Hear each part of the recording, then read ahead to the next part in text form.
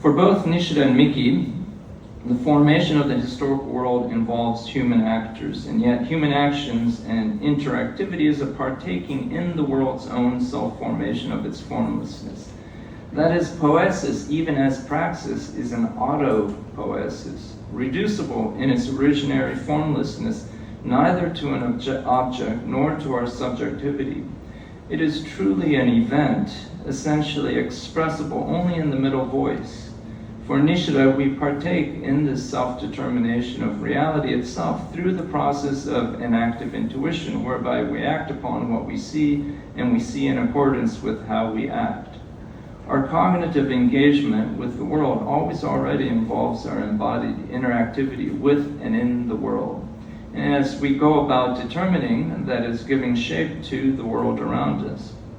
Miki identified the imagination in Kant as the originary faculty of formation, and with what Nishida thus called an active intuition. Through bodily, including technological engagements with the world in active intuition, we cultivate and deepen what for Nishida is our self-awareness, and for Miki, our imagination.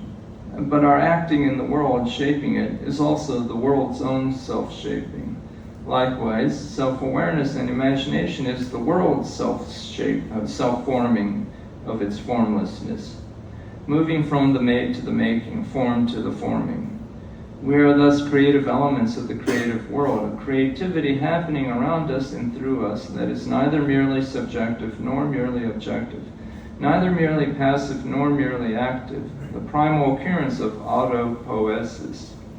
In the formative act, we are always already faced with the formlessness of the world and in the depths of the self, allowing for transformation, the formless forming itself.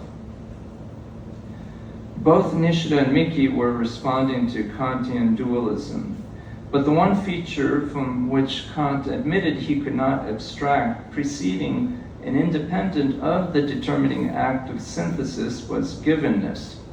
Quote, the feature, namely that the manifold to be intuited must already be given prior to the synthesis of the understanding and independently of it. How this takes place remains here undetermined, unquote. That which is given to thought is not yet determined, nor is the mode in which it is to be determined. This goes not only for received sensation, but also for one's own existence. The I am is indeterminately given, preceding the determining I think. Givenness as undetermined intrudes upon transcendental self-consciousness, both from within and from without. Form must presuppose the formless. Givenness as such is characterized in Nishida's work, initially as pure experience or intuition, and then as the place of universal nothing. In Miki's work, it is chaos or pathos, hungering for determination. For both, it is the nothing, the formless. It is the undermining pull of indeterminate givenness, accompanying every determination, remaining formless even in its self-formation. Rainer Schermann, and that's his picture, explains this often ignored aspect of Kant's premise. Quote, the determinate I think arises from that indeterminate presence and in turn determines it, unquote. An auto-determination of the determinate. And even prior to Schermann's observation of Kant, Nishida and Miki were describing this in terms of the formless forming itself, even if they had not recognized this aspect within Kant himself.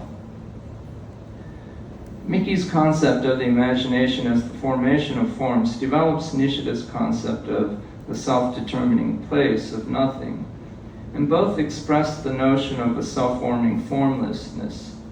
While Nishida articulates the idea in terms of self-awareness and determination of the place of nothing, Miki articulates it in terms of the imagination, and in the process, both were led to the notion of inactive intuition, involving our somatic activity and technological production that expresses and partakes in the historical world forming itself, from the form to the forming. We can draw out this implicit connection between imagination and place as the following. The imagination is our co-participation in the self-differentiation or auto-determination of the place of nothing. In Greek terms, the chorismos of chora, in its manifold sense to institute the world, an event of Auto-Poiēsis, the self-forming of the formless. In the chorismos of chora, the abyssal place of nothing becomes the chiasm of differentiation, giving rise to the web of interdependent and interdistinguished forms. The chasm opens as the chaos from and against which all figures take shape, from which images in the mirror of self-awareness, forms of the imagination arise. Here, self-awareness in Nishida, or imagination in Miki, is the mysterious quote, and this is a quote from another thinker, David Roberts, that I'm borrowing. So self-awareness in Nishida and imagination in Miki is the quote, mysterious interplay of natura naturans and natura naturata, of the instituting and the instituted, unquote, the forming and the formed, the making and the made. Thank you, that's it.